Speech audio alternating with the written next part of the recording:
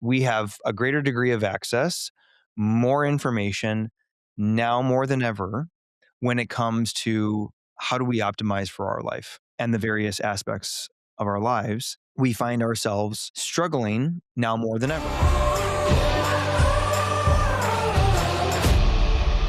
Welcome back to Lyfe by the Horns. We live in the most informed generation in human history.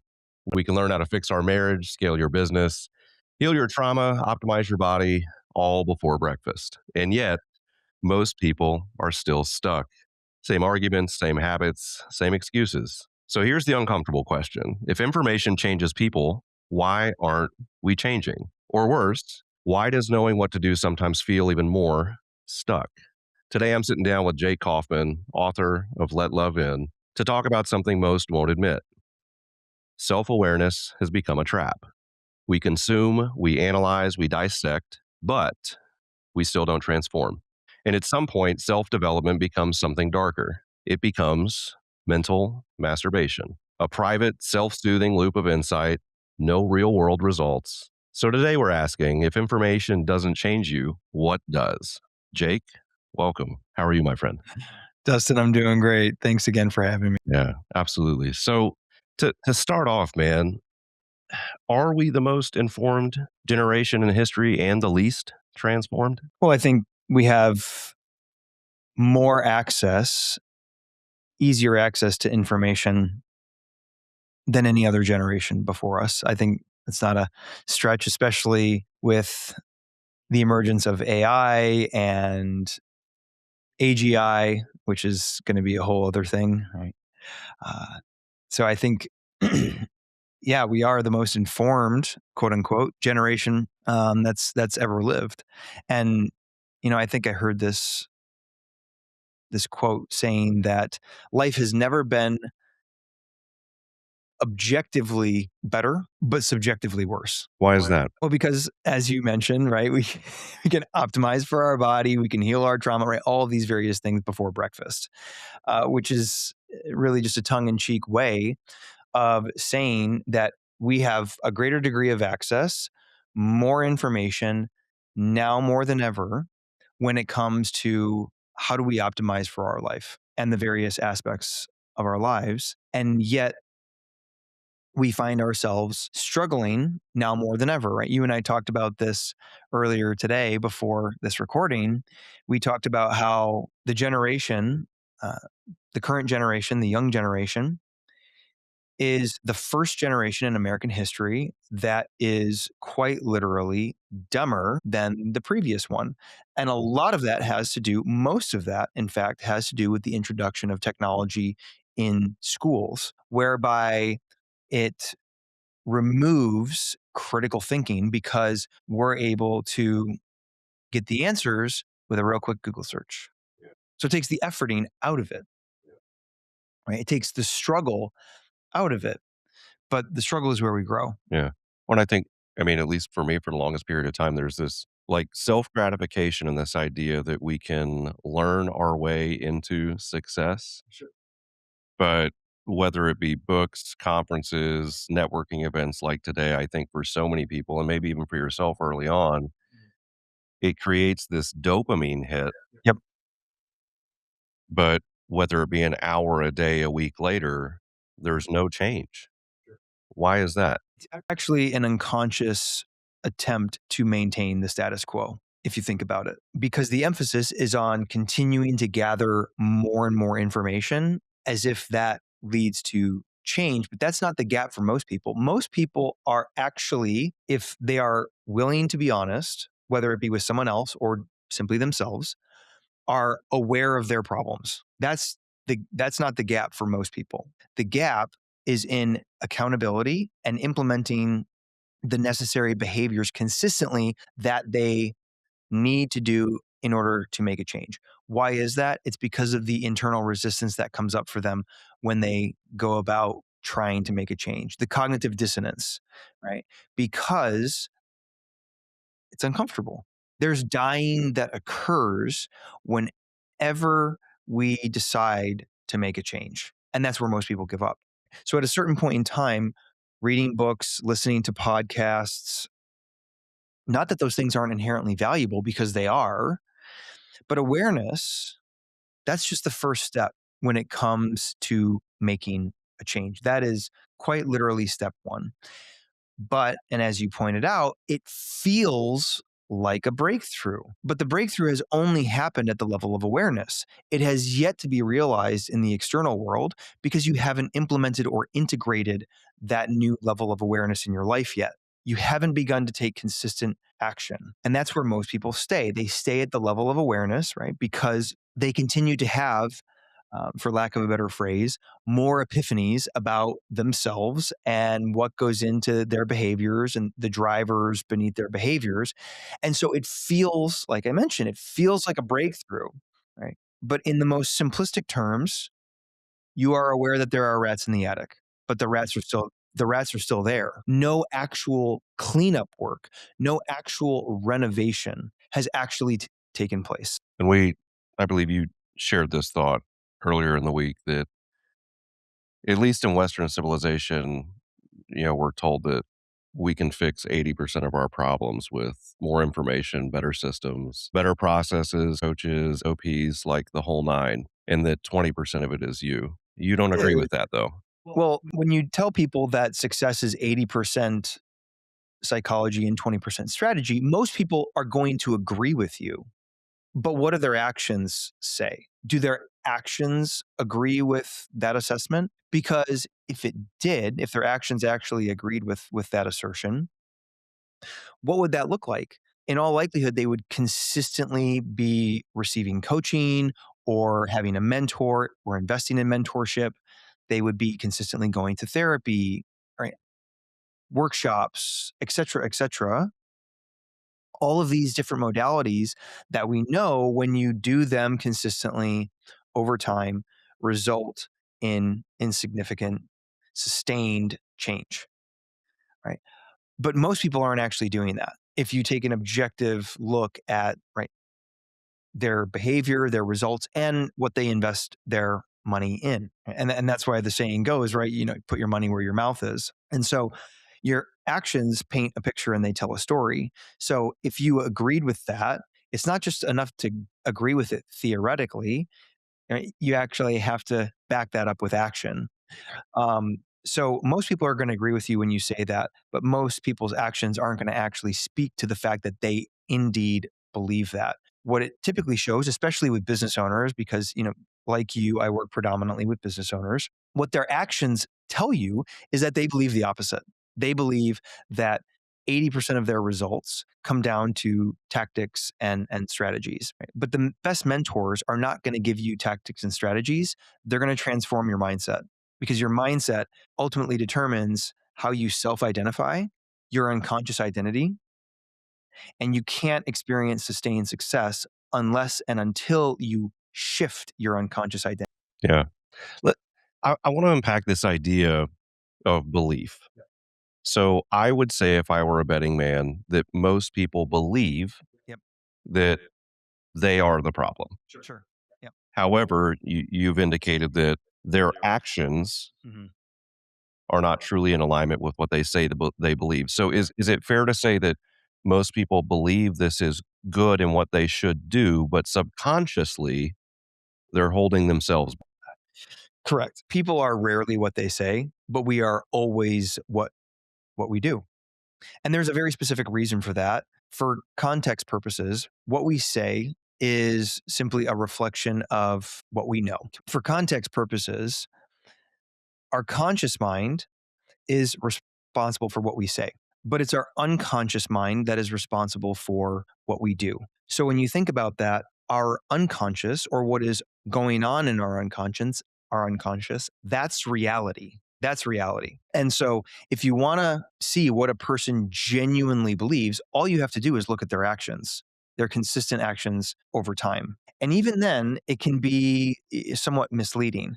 You know, um, for example, this whole idea that numbers don't lie. Well, they do, right? Because numbers can absolutely be a proxy for something else, which is true for a lot of entrepreneurs, right? That numbers or money, for example, right, which is often just an indication of success or a way to measure success, it's oftentimes simply a proxy unconsciously for significance. So it's an unconscious attempt to magnify one's internal sense of significance, which indicates what? It indicates insecurity. Because if you were actually secure within yourself, you felt whole and complete as you are right now. That's not to say that you're not going to seek after improvement, right? Content, but not complacent. There would be no need for you to chase after or seek significance because you're already whole and complete. So at that point in time, your actions, they're not born out of insecurity or desperation or doubt, for example. They're influenced by wholeness, by inspiration, by intuition. Tony Robbins talks about this really beautifully when he points out the distinction between push motivation and pull motivation. Because if you ask me, pain pushes, vision pulls.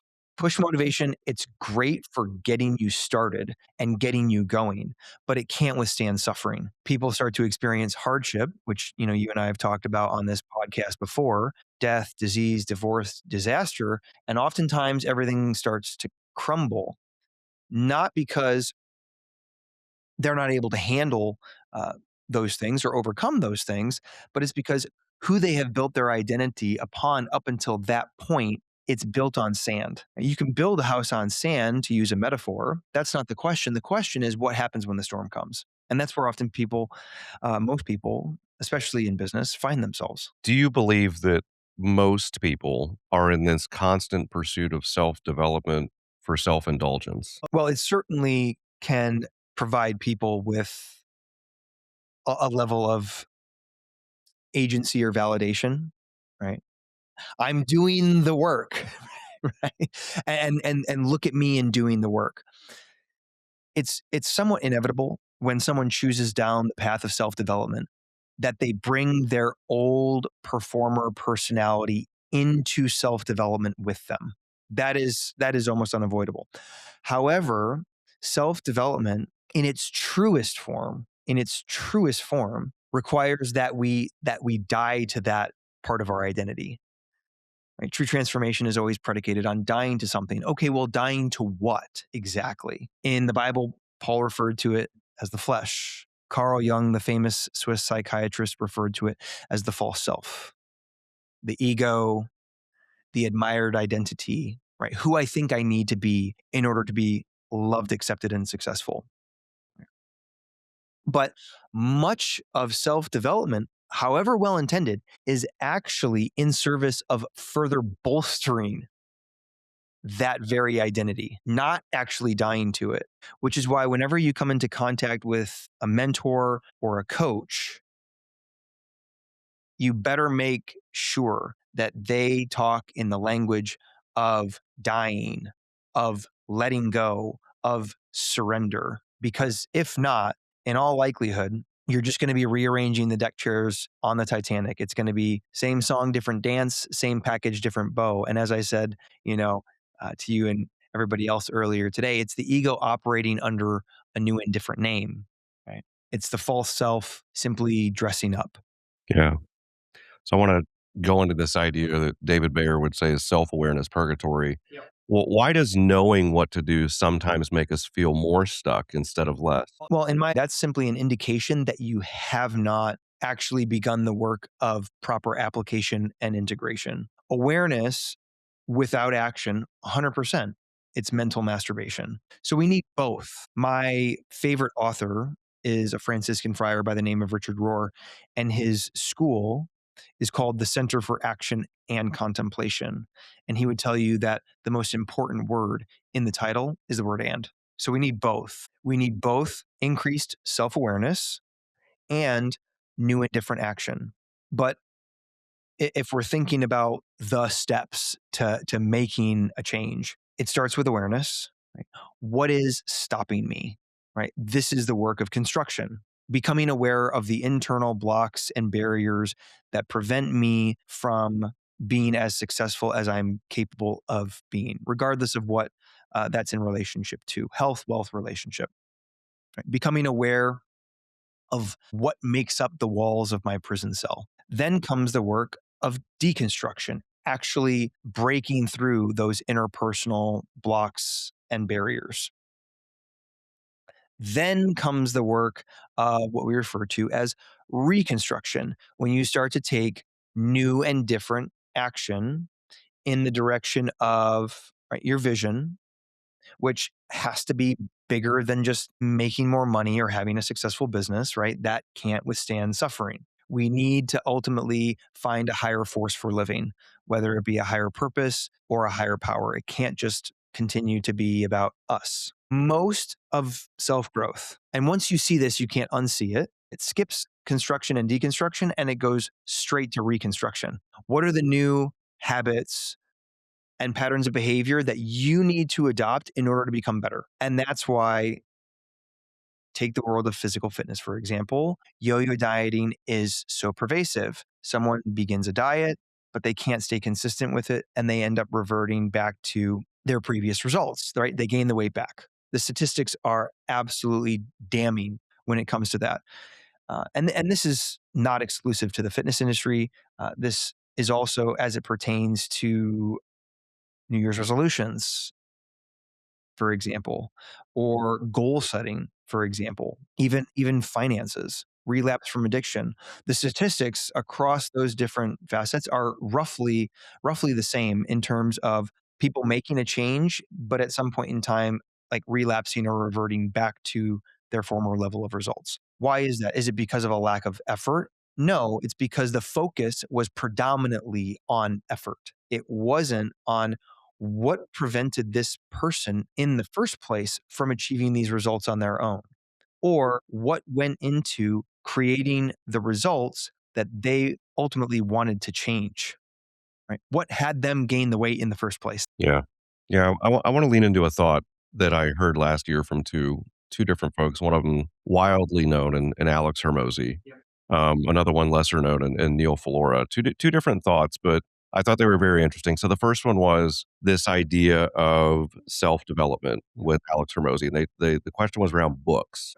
And so many individuals, myself included, like this idea of I've read hundreds of self-development books. And Alex was like, "No, I don't do that. I read one book 5 times so that I can truly integrate and understand from the book." And as I heard this, I was like, "Well, I guess my goal of 24 books this year is silly." And I started thinking back to some of the great books that I've read, and when you read them again, there's so much that is missed. So I took a step back. I actually read David Bayer's book 3, 4 times. Fantastic book. And then Neil shared a similar idea with me, which was, we went to a conference together, and he said, "Well, when the conference is over, what do you do?" And I said, I get back in my car and I drive back home, and then what?" And then I go back to work. And he was like, "Well, have you ever thought about taking a day off or 2 to deeply integrate with the new information?" And I think for so many people, even at, the networking event we just did, I would, if I were a betting man, bet that it's 90%, if not all, had a moment of enlightenment and then went right back to the status quo. Sure, sure. Form over substance. We have, as a society, because we live in a society that is bent on performance, as a result, we have become obsessed with form over substance. Form in this case being quantity over, right, what, quality. As if you reading an extra 2 books a year, right, is gonna is gonna somehow, unlock, that next level in your life or in your business. It might. I'm not saying it can't or won't by any means, because of course, sometimes it's that one revelation, that is the domino that tips over all the others. So we're not minimizing that. What we're ultimately talking about, zooming out for just a moment, is the self sabotage that is constantly collecting information, thinking that that is going to be the thing that allows us to become wealthier, wiser, and whole. The wrong question is why the addiction. The right question is why the pain. Your growth is not because you don't have enough information. It's because you are a series of adaptations, compensating strategies, personality traits that hold you back, that go into forming this internal threshold that you experience that dictates what you feel worthy of receiving. A great book on this is called The Big Leap by Gay Hendricks, where he talks all about this internal threshold or this internal temperature that we all have. And whenever that threshold is exceeded, we begin to self sabotage because we don't feel ourselves worthy of those results. We don't feel capable of responsibly stewarding those results, whatever they may be, whether it's in health, wealth, relationship. And we continue to, in your words at the beginning of this conversation, we continue to simply go back to old patterns of behavior, or we continue to stay stuck. So what do you say to the guy or gal that says, "I know what I need to do, I just can't do it?" What's really happening underneath? Well, a variety of different things, but if we were to simply, for the sake of understanding, label it as resistance, as a broader term to describe the internal experience that is happening that prevents them from moving forward. But what's responsible for the resistance? Because as a coach, I can, through willpower, through strict accountability, arm twisting, I can get them to take action. But if we can't achieve internal change in a way that allows them to sustain that action over time, then what's the point, right? What's the point? Um, and so my goal with people is to ultimately dig to what is at the source of that resistance. What what has gone into forming these internal blocks, barriers within you that prevent you from experiencing consistent success or consistent improvement over time. That's not to say that you're not going to have setbacks, because you are. That's not to say that you're not going to plateau, because you are. That's not a bad thing. If anything, it's an indication that you're growing. It's an indication that you're at your edge. And now it's time to go deeper. If we take the example of physical fitness, over time, you're going to plateau when it comes to your strength and conditioning. And what do we need to do at that point? We need to look at, right, the finer details of what goes into strength and conditioning, because it's obviously not just lifting heavy weights. It's diet, it's nutrition, it's supplementation, it's rest, it's hydration, it's all of these various different things that go into allowing us to break through that plateau and access the next. Yeah.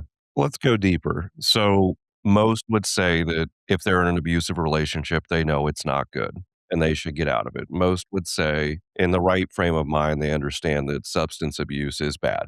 Most would say they know that overspending, not their friend.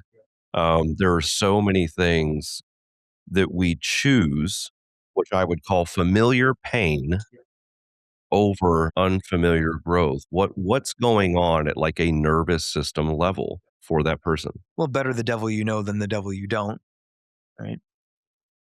The ego would always rather be right about what does not serve us than wrong about what does, because there's discomfort there. What if I get the thing that I have always wanted and I'm not able to keep it? I'm not able to steward it. What if I can't be responsible for it? And much of this, of course, has its roots in, we'll just use a blanket term, limiting beliefs, much of which we picked up in childhood and we simply continue to recycle later on in life, often unconsciously. But we all have a core fear. And this looks slightly different for different people, but ultimately our ego seeks to, right, because the primary goal of the ego is to maintain the status quo, right, keep us in our comfort zone. Put another way, our ego is constantly seeking to keep us in alignment with our core fear. So when it comes to achieving a significant goal, for example, typically the first hurdle that we have to overcome is, can I do this? Right? Is this possible for me? Well, once we start down the road of taking consistent action, At that point in time, it only becomes a question of, right, when, not if, we're going to achieve whatever that thing is, assuming we don't give up and assuming we put in the necessary amount of effort required to achieve said goal. But then, if and when people achieve that goal, am I worthy of continuing to experience this goal? The narrative simply shifts. That's all it does. Because as we grow and evolve, so does our ego. So fear just moves. So until and unless we dig into and address the deeper core fear that we all have, and we consistently take action in an effort to overcome that internal fear, which is most often unconscious for people, we're going to find ourselves achieving the very goals that we say we want, but we're still going to feel empty, unhappy, and unfulfilled. Is it fair for the context of this conversation to use these terms synonymously? Two-part question. When you say ego, are you also saying our nervous system or our internal wiring, what we're used to? Well, story follows state. Okay. Right. So if we assume that our ego is largely responsible for like the self-limiting stories that we make up about ourselves, other people, and the world, our fear, right? We feel a certain way about something. Maybe it's taking a risky investment. Say if you're a business owner and you know you need to make a hire, you know you need to invest in marketing, like with someone yourself, for example. But all you can really think about, your focus is on the money leaving your bank account upon making that investment, as opposed to the ROI that is likely waiting for you weeks, months down the road after having made that investment and integrating, the knowledge and the expertise that comes with it. Right. And so our ego looks at that and it seeks what? It seeks self preservation. Right. It's the negativity bias, the inherent negativity bias that we all have within us, which is really just biological primal wiring, self-preservation coming to the surface. And this is why growth is so counterintuitive because and this is where the dying actually takes place, right? We talk about the cognitive dissonance, AKA the resistance that we all experience when it comes to making a change. That's normal. The problem is that people experience discomfort, emotions, right? Certain emotions, fear, anxiety, discouragement, maybe sadness, upon making a change. And rather than welcoming those emotions, rather than sitting with them, befriending them, dare I say, right? They simply avoid those emotions. The way out is right, it's the way through. So when people feel a certain way about taking a certain type of action and they don't, they're not avoiding the action. They're avoiding how taking that action makes them feel. And then they make meaning of that. This isn't for me. Maybe I'm not cut out for this, right? It's usually involving some type of limitation in order to make sense of the negative emotions that they're experiencing internally, right? And so much of our work, both on the individual level, but also, right, my work as a coach is in supporting people in learning to befriend their emotions and being with the paradox that is, yes, this is uncomfortable. And there's also growth available to me here. Yeah.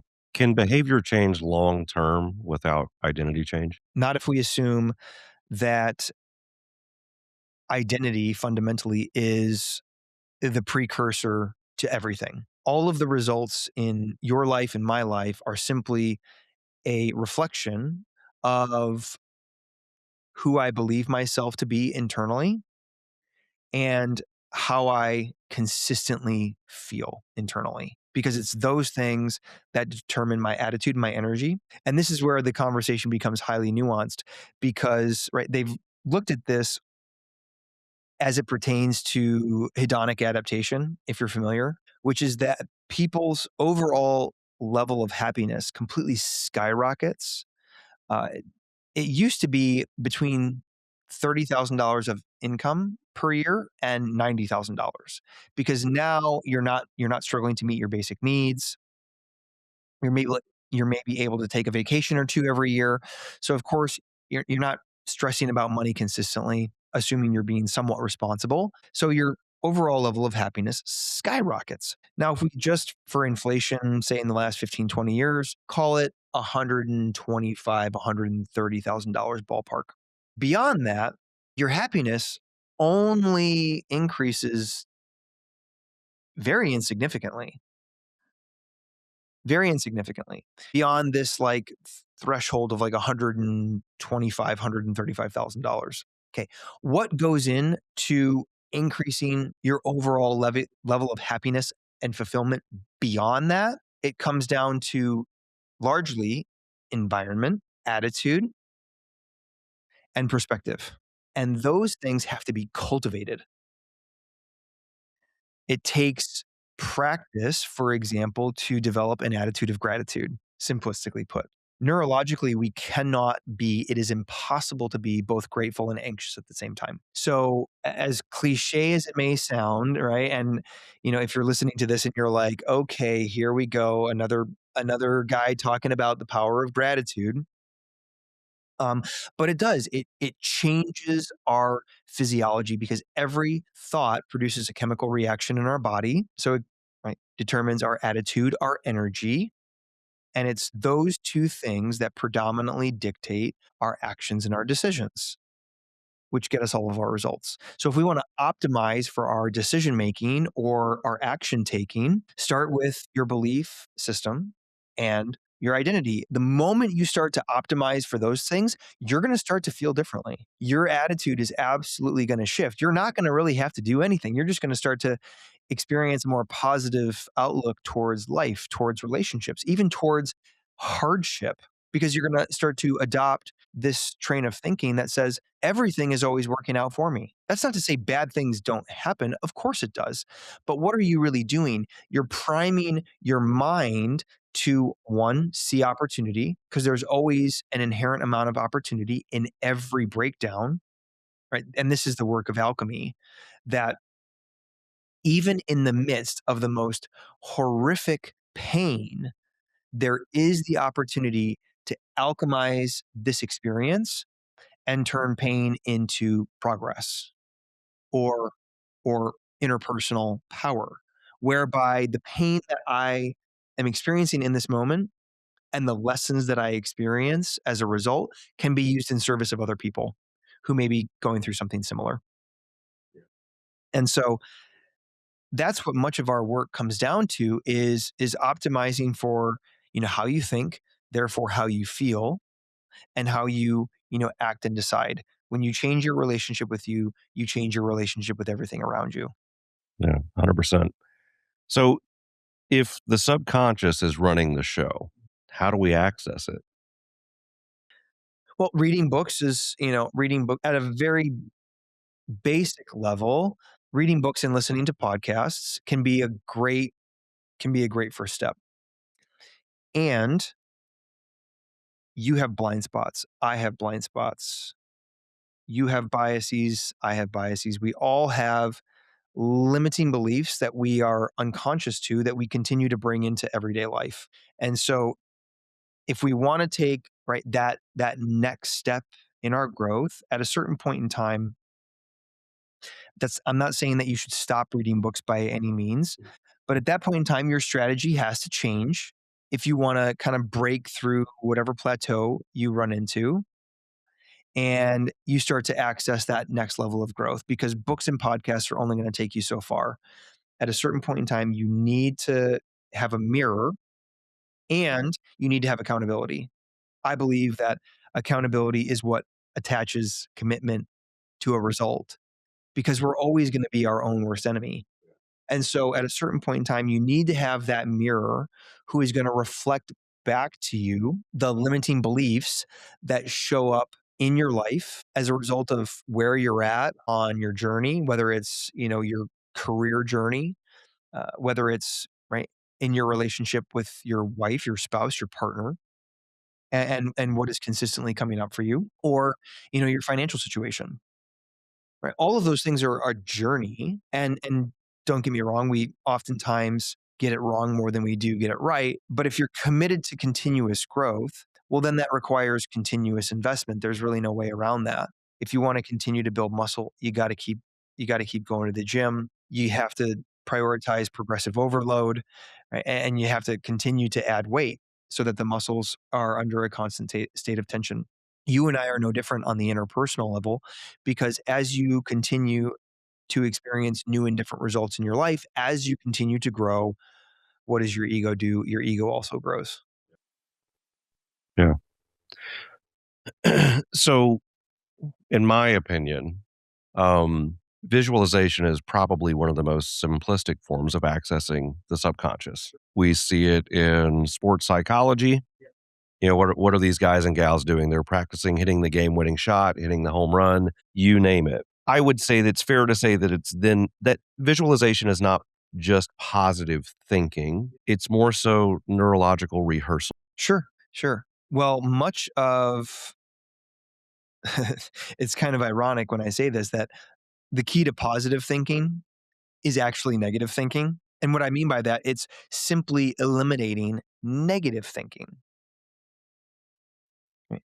Because the paradox is that wanting to have a positive experience is actually indicative of a negative experience. I feel a certain kind of way and I want to feel better. Expounding upon this, the key to getting what you want is actually to stop wanting. What do I mean by that? What happens when you stop wanting? You relax and you begin to become grateful for what you have, who you are, and where you're at in this present moment in your journey. And as an unintended side effect to stopping wanting, what you want begins to pursue you. You don't have to chase after it. And this is something that the ego simply does not have language for, because we think we need to chase, strive, effort in order to accomplish our goals. In reality, all creation flows from stillness. If you want to get what you want, stop wanting, stop wanting. And that's why men specifically have it backwards. We think that once our results are in order, whatever that looks like, right? Faith, family, fitness, finances, then I can surrender and relax into the natural flow of life. In reality, it's the opposite. Once I relax and surrender into the natural flow of life, then my results just kind of work themselves out. This is pull motivation as opposed to push motivation, right? Push motivation works really well when we're young and we're trying to establish ourselves and we're trying to start a business and get it up and off the ground, right? It's what gets you going. It's form.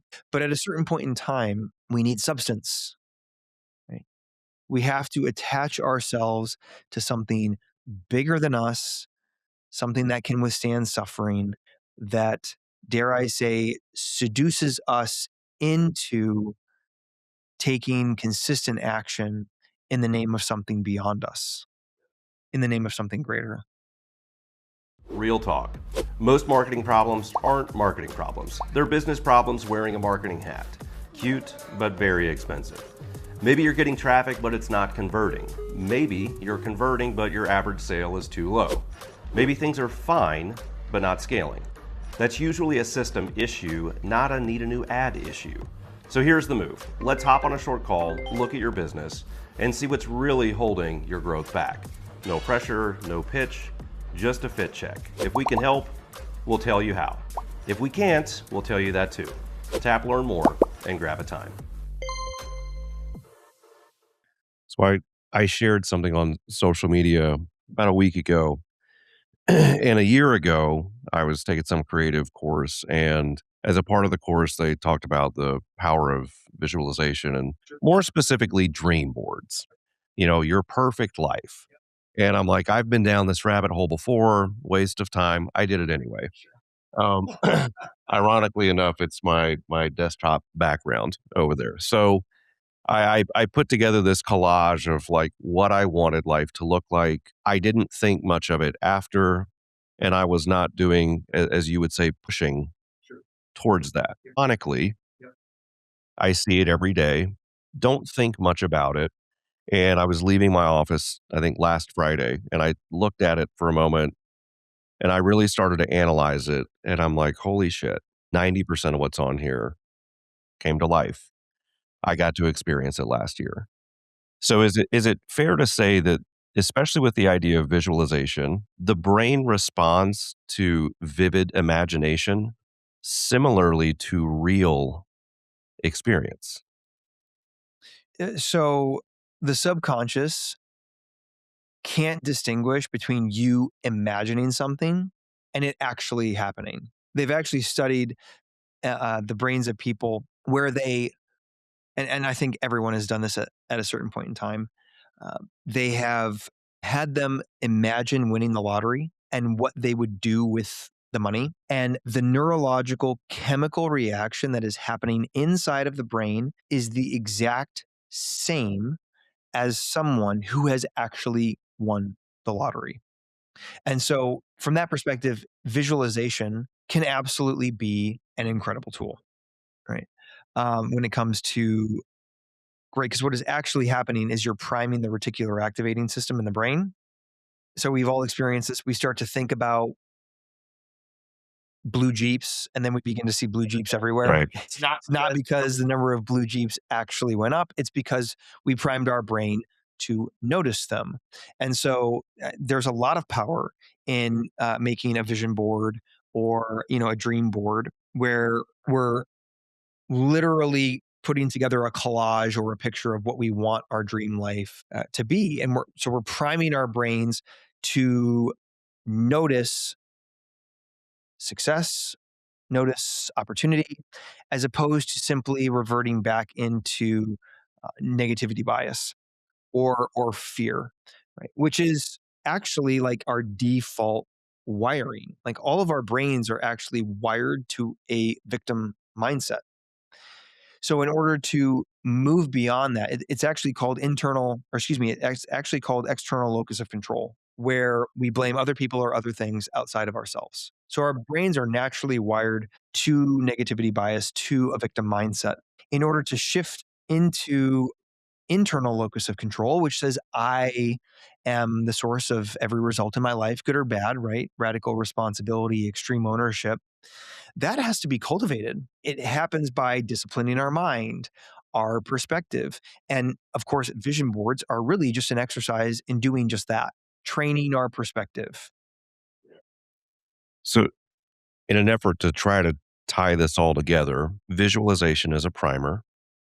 What is the difference between fantasizing about this idealistic life we want to live and actually become it? So if we go back to like awareness being the first step, which is becoming aware of that which gets in the way of me living up to my potential or being as successful as I'm capable of being. Okay, great. Let's just assume that you're fully aware for a moment, right? Okay, what do I do then? Because, like I mentioned, okay, great. You're aware that there are rats in the attic, but the rats are still there, right? Then we need to do some cleanup work. Right? We actually have to get the rats out of the attic. And even then, once they're out, right, we're going to have some extensive cleanup work to do, right?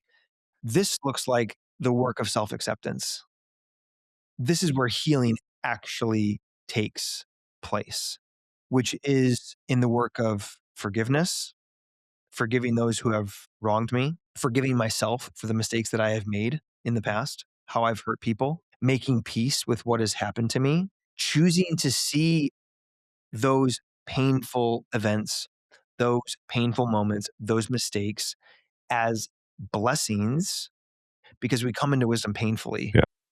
We grow, right? I wish it weren't true, but pain, struggle, suffering is the greatest catalyst for growth and for change. As Tony Robbins once said, until the pain of staying the same is greater than the pain of change, you're not going to change. So you begin to see those things as blessings, as catalysts for future growth, right? Those things needed to happen in order for you to get to where you are today, in order for you to be who you are today. And that's the work that most people simply want to avoid, right? That the ego would much prefer to sidestep because there's often a lot of negative, hurtful emotions there, right? That come with pain, sadness, discouragement, disappointment, resentment, etc., etc. In avoiding making peace with those experiences, we get to avoid the emotions. And that's why we much prefer to just, try harder and do more, adopt new habits and new patterns of behavior. But most people find themselves unsuccessful when it comes to sticking with those new habits and those new patterns of behavior consistently over time, sustaining that change. It's because they're still holding on to the negative emotions attached to what has happened to them in the past. So it's a work of forgiveness towards others, self forgiveness, making peace with my pain, accepting what has happened to me. That then, and this is to come back to your original question, only then can we sustain new and different action over the long term. Action is the third step in the equation. We prefer to make it the first. Yeah. Well, no, and I think that that's a great segment to a thought that I have, which is I know a lot of men and women that have been through a lot, for lack of a better term. However, they also look super successful. Yeah. And if you have a conversation with them, even as one exclaimed Tuesday afternoon, I don't feel like I deserve being happy or this or whatever it may be. And then if you go back to the Bible, there was a lot of trials and tribulations for so many. These same people that I know that are very successful are religious, they do believe, and they know that God has forgiven them, but they live in this world of shame. How do they get beyond that? We have to be initiated into the bigger picture. In the first half of life, we come to view things through a dualistic frame: good, bad, right, wrong, which is, again, right, it's great as it pertains to getting you going. Because for example, how does a child best learn? They actually learn the best through a dualistic frame. Do this, don't do this. And the primary tool for that, of course, is fear. Right. Right? But if you continue to parent your child beyond adolescence as they become a teenager and a young adult, if you continue to parent them in that way, what are they going to do? They're going to rebel and they're going to start to resent you, right? Form over substance. Because we're entering into the conversation of God and faith, much of the church, by and large and in general, this isn't true of all churches, but by and large and in general, most churches are stuck at the egocentric level of psychological development because they haven't, right, died to this identity that we all unconsciously adopt when we're young children around who we think we need to be in order to be loved, accepted, and successful, but are not authentically. So it becomes about what? It becomes about earning. It becomes about going to church and reading your Bible every day and praying for 30 minutes a day. N- Not that there's anything wrong with that. The spiritual discipline of that is incredibly beneficial. But if we look at the underlying unconscious motivation beneath it, it's one of, if I do this, then I am good, then I am worthy, then I am forgiven, right? So it all becomes about, well, it keeps us inside of ourselves, where we're just constantly taking our own moral temperature. Am I good enough now? Am I good enough now? Am I good enough now? Did I do enough today? Did I do enough this week? Right? That's all form, but very little substance. Right? We were all meant to break out of that egocentric phase of psychological development, right? The language of the scribes and Pharisees. It's the very thing that Jesus condemned them for, right? Whereby we achieve salvation through the avoidance of bad actions, it becomes primarily about sin avoided as opposed to sin forgiven, which is why most people think they're running towards something when in reality they're actually running away from something. Push motivation, pull motivation. It's the same thing said in a slightly different way, right? This is where how do we die, right? Because the Bible talks a lot about dying to the flesh, which I just think was Paul's way of saying dying to the false self, dying to the ego, dying to who I think I need to be in order to be loved, accepted, admired, and successful, right? So, how do I do that? Well, I have to let go of that identity, right? That person, right? And that typically happens by way of what? Of contrast. At one point in time, was I thought I was convinced that I wanted a seven-figure business.